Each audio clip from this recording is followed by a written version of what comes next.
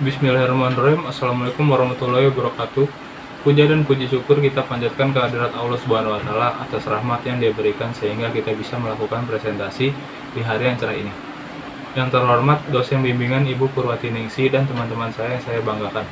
Perkenalkan, nama saya Raka Asartosa ini. Di sini saya akan melakukan presentasi yang berjudul mengatasi masalah ekspor di Indonesia di masa pandemi COVID-19 dan bahaya korupsi. Latar belakang, pandemi COVID-19 melemahkan perekonomian nasional maupun internasional. Konsumsi rumah tangga atau daya beli merupakan penopang 60% ekonomi jatuh cukup dalam. Begitupun dengan ekspor Indonesia ke berbagai negara. Dampak melemahnya ekonomi ini dirasakan langsung oleh para pengusaha. Pemerintah menyadari perlu penanganan serius untuk mengatasi krisis kesehatan, sosial, dan keuangan yang disebabkan oleh pandemi COVID-19. Prioritas anggaran pendapatan belanja negara atau APBN 2020 pun didorong untuk menjadi prioritas dalam mendukung penanganan COVID-19 dan pemulihan ekonomi. Selain itu, melalui jaring pengaman sosial, strategi lainnya adalah dengan mendorong konsumsi dan produksi pada sektor UKM. Rumusan masalah, pengertian konsumsi dan produksi di Indonesia, masalah ekspor di Indonesia di masa pandemi COVID-19. Cara mengatasi masalah ekspor di Indonesia di masa pandemi COVID-19. Selanjutnya, apa itu konsumsi dan produksi yang bertanggung jawab? Konsumsi dan produksi yang bertanggung jawab adalah satu tujuan dari 17 tujuan global yang tersusun dalam Agenda Pembangunan Berkelanjutan 2030. Di pendekatan terpadu sangat penting demi kemajuan di seluruh tujuan.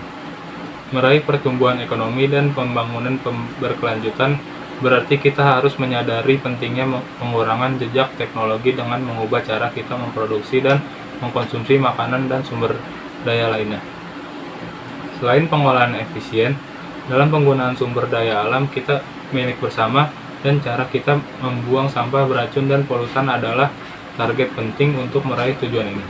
Selain itu, mendorong industri, bisnis, dan konsumen untuk mendaur ulang dan mengurangi sampah sama pentingnya. Seperti halnya juga mendukung negara-negara berkembang untuk bergerak menuju pola konsumsi yang lebih berkelanjutan pada tahun 2030. Masalah ekspor di masa pandemi COVID-19. Dampak melemahnya ekonomi ini dirasakan langsung oleh para pelaku usaha. Begitupun dengan ekspor Indonesia di berbagai negara. Menteri Koordinator Bidang Perekonomian menyampaikan bahwa realisasi anggaran pemulihan ekonomi nasional atau PEN telah mencapai 23%. Secara total, pemerintah mengalokasikan dana untuk mengembalikan geliat perekonomian di tengah pandemi COVID-19 sebesar 695 triliun, salah satunya melalui belanja barang dan jasa. Lanjut, cara mengatasi masalah ekspor di Indonesia di masa pandemi. Pengadaan barang dan jasa pemerintah merupakan salah satu penggerak dan memacu pertumbuhan ekonomi. Pemulihan ekonomi nasional atau PEN diharapkan mampu menyelamatkan Indonesia dari krisis ekonomi, namun di sisi lain apakah kebijakan ini mampu mendorong Indonesia menuju pada pembangunan berkelanjutan yang memenuhi kebutuhan sekarang tanpa mengorbankan kebutuhan generasi di masa depan? Tentunya ada relevansi yang dapat memaksimalkan untuk mendorong keduanya. Rencana Aksi Daerah atau RAD Provinsi Yogyakarta berkait penerapan Sustainable Development Goals atau Tujuan Pembangunan Berkelanjutan atau TPB menjadi percontohan bagi daerah lain. Yogyakarta merupakan provinsi kedua yang telah menyusun RAD SGDS 2018 sampai 2022, sebuah pencapaian yang luar biasa di mana kesadaran tentang masa depan sudah sangat baik dilakukan. Lanjut, kesimpulan. Pada masa pandemi COVID-19, semua menjadi sulit, terutama pada perekonomian di Indonesia. Pola konsumsi dan produksi yang bertanggung jawab memang tidak mudah, terlebih saat menghadapi krisis. Namun, jika dikaitkan antara pemulihan ekonomi melalui belanja barang dan jasa pemerintah, tujuan pemulihan ekonomi nasional atau PEN ini sangat relevan. Satu sisi dalam perspektif pemulihan ekonomi dan perspektif lainnya adalah pembangunan berkelanjutan. Lanjut tentang materi kedua, korupsi. Baik, saya lanjutkan ke materi kedua. Latar belakang, pemberantasan korupsi di Indonesia sudah dilakukan dengan berbagai cara. Namun hingga saat ini kasus korupsi masih saja banyak terjadi dengan berbagai cara yang dilakukan oleh berbagai lembaga. Terdapat beberapa bahaya akibat dari korupsi, diantaranya bagi masyarakat dan individu, generasi muda, politik, ekonomi, bangsa, dan birokrasi. Banyak sekali hambatan dalam melakukan pemberantasan korupsi ini, antara lain berupa hambatan struktural, kultural, instrumental, dan manajemen. Oleh karena itu, diperlakukan langkah-langkah dalam mengatasinya, diantaranya dengan memperkuat transparansi, pengawasan, dan sanksi, meningkatkan pemberdayaan perangkat pendukung dalam pencegahan korupsi. Dalam Undang-Undang Nomor 31 Tahun 1999, korupsi diklasifikasikan ke dalam merugikan keuangan negara, suap menyuap, penggelapan dalam jabatan, pemerasan, perbuatan curang, benturan dalam pengadaan, dan gratifikasi. Dalam rangka pemberantasan korupsi perlu dilakukan secara terintegrasi, adanya kerjasama internasional dan regulasi yang harmonis. Lanjut, rumusan masalah, pengertian dari korupsi, cara menangani masalah korupsi di Indonesia. Lanjut, pengertian korupsi.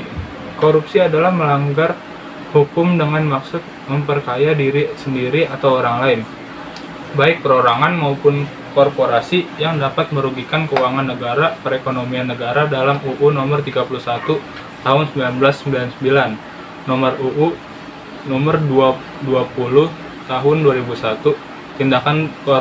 Tindakan pidana korupsi dijabarkan dalam 13 pasal. Berdasarkan pasal tersebut, korupsi merumuskan menjadi 30 bentuk tindakan pidana korupsi. Korupsi menyangkut uang rakyat atau harta negara yang harus digunakan sesuai kepentingan rakyat atau peraturan perundang-undangan yang dibuat negara. Korupsi adalah tindakan kejahatan yang luar biasa yang harus ditangani secara luar biasa melalui pengadilan khusus dengan hakim yang sudah terlatih dan dengan hukuman yang lebih berat. Pada Undang-Undang Nomor 20 Tahun 2001 tentang perubahan Undang-Undang Nomor 31 Tahun 1999 tentang pemberantasan tindak pidana korupsi, bahwa tindakan pidana korupsi perlu digolongkan sebagai kejahatan yang pemberantasannya harus dilakukan secara luar biasa. Dalam penjelasannya, antara lain dinyatakan bahwa pemberantasan tindak pidana korupsi harus dilakukan dengan cara khusus, antara lain penerapan sistem pembukaan terbalik, yakni pembuktian yang dibebankan kepada terdakwa. Jenis tindakan pidana korupsi pada dasarnya dikelompokkan menjadi 7 kejahatan seperti: 1. Merugikan keuangan negara, yaitu perbuatan melanggar hukum yang bermaksud untuk memperkaya diri sendiri. 2. Suap menyuap, memberi atau menerima uang yang dilakukan siapapun yang memiliki suatu tujuan tertentu. 3. Penggelapan dalam jabatan, menyalahgunakan wewenang atas suatu jabatan yang dimiliki. 4. Pemerasan, memaksa orang lain untuk memberikan ataupun melakukan sesuatu untuk dirinya. 5. Kecurangan, melakukan perbuatan curang agar bisa menyelamatkan dan menguntungkan satu pihak. 6. Bentuk kepentingan dalam pengadaan, memiliki kepentingan pribadi atas wewenang yang dimiliki sehingga dapat mempengaruhi kinerja. 7. Gratifikasi, pemberian uang atau natura secara cuma-cuma baik dalam maupun di luar negeri. Upaya menangani korupsi di Indonesia. Indonesia merupakan negara yang memiliki nilai indeks persepsi korupsi yang cukup tinggi. Periode tahun 2014 sampai 2017, perkara korupsi yang ditangani KPK sebanyak 618 kasus. Transparency International Indonesia mengeluarkan indeks persepsi korupsi yang menunjukkan bahwa posisi Indonesia berada di peringkat 96 dari 180 negara pada tahun 2022. Upaya pencegahan korupsi dapat dilakukan secara preventif, detektif, dan responsif. Strategi preventif. Upaya preventif adalah usaha pencegahan korupsi yang diarahkan untuk meminimalisasi penyebab dan peluang seseorang melakukan tindak korupsi. Upaya preventif dapat dilakukan dengan cara: 1. Memperkuat Dewan DPR. 2. Memperkuat Mahkamah Agung dan jajaran peradilan di bawahnya. 3. Meneliti lebih jauh sebab-sebab perbuatan korupsi secara berkelanjutan. Dan selanjutnya, strategi detektif. Upaya detektif adalah usaha yang diarahkan untuk mendeteksi terjadi kasus korupsi dengan cepat. Upaya detektif dapat dilakukan dengan cara 1. Perbaikan sistem dan tindak lanjut untuk pengaduan masyarakat. 2. Pelaporan kekayaan pribadi, pemegang jabatan dan fungsi publik. 3. Partisipasi Indonesia pada gerakan anti korupsi dan anti pencucian uang di kancah internasional. Selanjutnya, strategi represif. Upaya yang diarahkan agar setiap perbuatan korupsi yang telah diidentifikasikan dapat diproses cepat, tepat, dan dengan biaya yang murah, sehingga para pelakunya dapat segera diberikan sanksi sesuai peraturan perundangan yang berlaku. Upaya represif dapat dilakukan dengan cara 1. Penguatan kapasitas badan atau komisi anti korupsi. 2. Penentuan jenis-jenis atau kelompok korupsi yang diprioritaskan untuk diberantas. 3.